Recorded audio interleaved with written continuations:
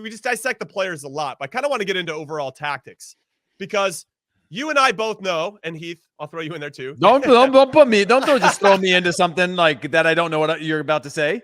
Don't put me and Charlie into this boat. Don't put words in my mouth. Okay. Me and the audience, we all know outside of you. Oh, don't put them either, Jimmy. You speak for you, and then we will decide. As a jury. Okay, because I know what's coming. I know it's coming in the first game. Wales manager Rob Page is going to try and replicate what Japan did to us. And I hope that we've learned from that obviously painful and disappointing 90 minutes where plan A wasn't working, but we kept trying to plan or do plan A and shove it down their throats when it wasn't working. And why wouldn't you do what Japan did? I don't know if Wales can be as organized as that, but we're going to have to adjust to that. And because we haven't seen any evidence of that, I wonder, because we're missing a Weston McKennie, Tim Ree might be somebody we're looking to start. Ricardo Pepi looks like he's going to be our number 9. Do you put Gio Reyna centrally now? I mean, there's all these things. How are we going to adjust to that? Chuck, take it away. We're not going to play out of the back. We're not going to do it.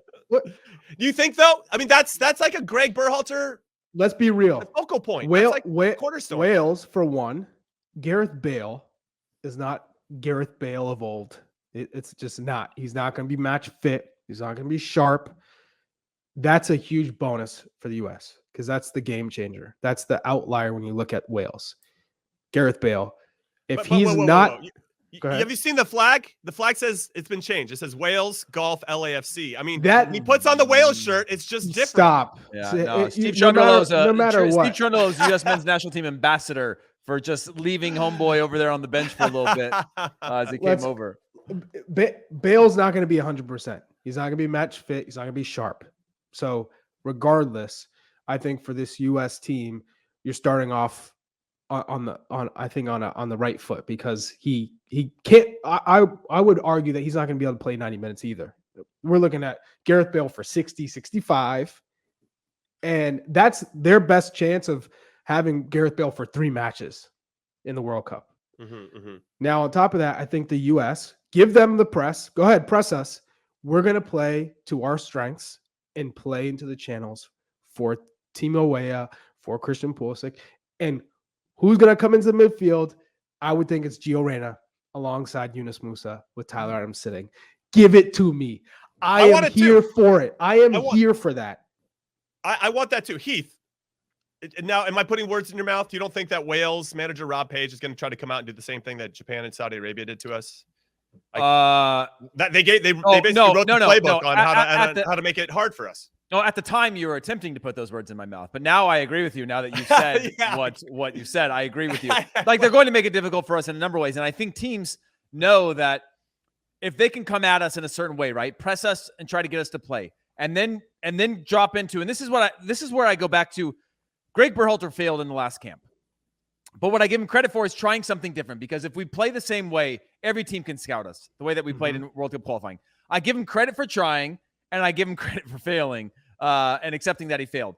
Now, I don't like our chances of being able to play in a different way, but if you're Wales, you're like, hey, let's press them in a way that forces them to change their game. And then if they can start to solve that, we can change our game to something else, right? We can maybe sit a little bit deeper. We can sit into our deep blocks if they're struggling with that and be able to sort of keep us guessing. A lot of that is that fluidity of the game. And so I do agree with you, Jimmy, that they're going to come out in that way and try to punch us very early on, force some sort of bad turnover, and you could feel with our national team in those games, when we made one mistake, all of a sudden it was just like, you could feel the momentum shift. Yeah, but don't you like that? Don't you like that teams are going to do that and overcommit and overvalue their press and our weaknesses? If we take advantage of it. If we take advantage of it. Who in the right mind thinks that Gregg Berhalter is going to go, no, we're going to do exactly the same thing against Wales, the same way we played against Saudi Arabia and Japan. We're going to execute this time, but we're going to do the same thing.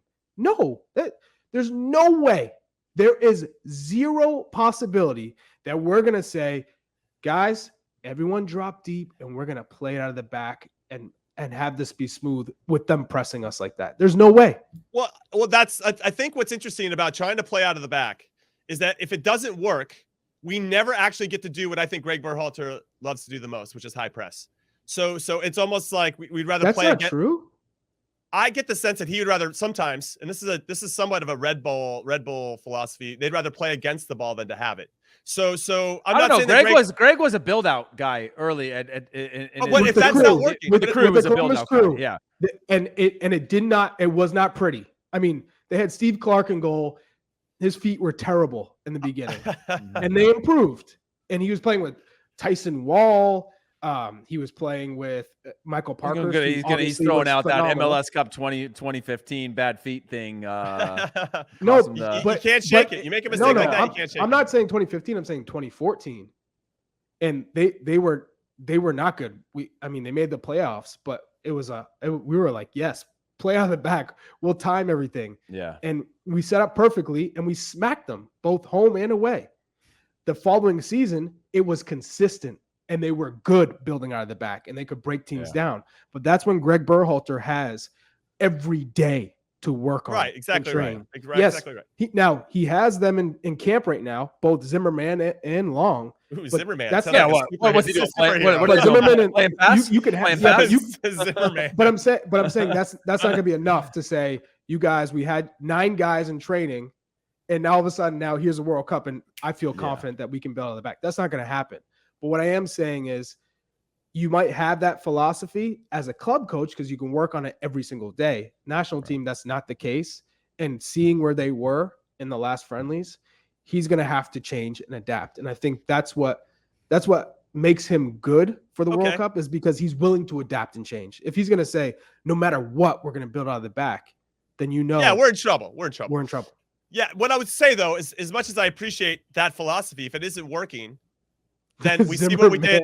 Zimmerman. If it's not working, we saw what we did against the first 45 minutes against Japan. We're just a lot of turnovers. We're never trying to adjust, put balls up over the top. If we can't put balls up over the top, I think maybe then the second most favorite thing for him to do is to go high press and to make sure we're trying to win the ball back as soon as we can. Now that, again, to your point about timing, it's all very coordinated. Everybody's got to be on the same page. And so if we are going to hit that long ball, we can't have 5 guys thinking that and the other 5 guys dropping off. And I find it interesting as to how quickly are we going to make that decision? Because I think Wales, if I don't even want to give them any goddamn tips at this point, but they should just drop off and let our center backs have the ball, and then see what happens, right? And then I wonder what the decision's going to be, because that will lull you into that false sense of security to like, I can do this, and then they sit on that second or third pass, and then they win it, and then a little bit of our team shapes out, and then we're going to counter it, and that's not a lot of fun.